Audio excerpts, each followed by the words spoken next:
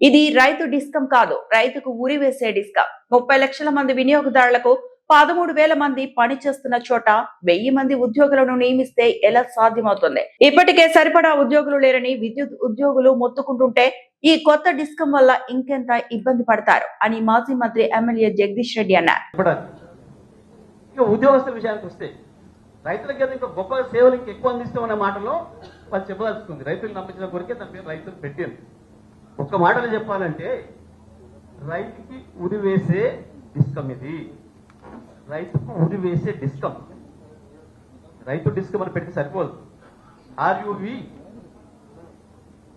అని పెట్టాలి. రైతుకు ఉరి వేసే డిస్కం. ఒక మాట చెప్పాలండి, ఎట్లా సర్వీస్ ఇస్తారండి? ఇవాళ దాదాపు 13,000 మంది సర్వీసెస్ అందిస్తున్నారు కింద గ్రామీణ స్థాయిలో, క్షేత్రస్థాయిలో.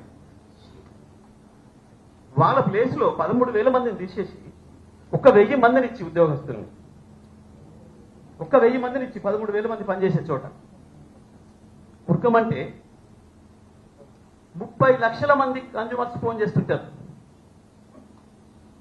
30 లక్షల మంది కన్జ్యూమర్స్ కి 1000 మందిని ఆన్సర్ చేయమంటే, ఆన్సర్ అంటే ఫోన్ మీద ఆన్సర్ చేసేది కాదు, ప్రాక్టికల్ వెళ్ళాలి. ఒక్క లైన్ మ్యాన్ కు 15 గ్రామాలు వస్తాయి. 15 గ్రామాల నుంచి ఒకేసారి ఫోన్ వచ్చింది. ఏడికి వెళ్ళాలి? దగ్గర ఉన్న గుడి చూసి దండ పెట్టుకుని కూర్చోవాలి, అంతే పూజ చేస్తుంది. ఎవరి దగ్గరికి వెళ్ళలేడు, ఎక్కడ అటెండ్ చేయలేడు.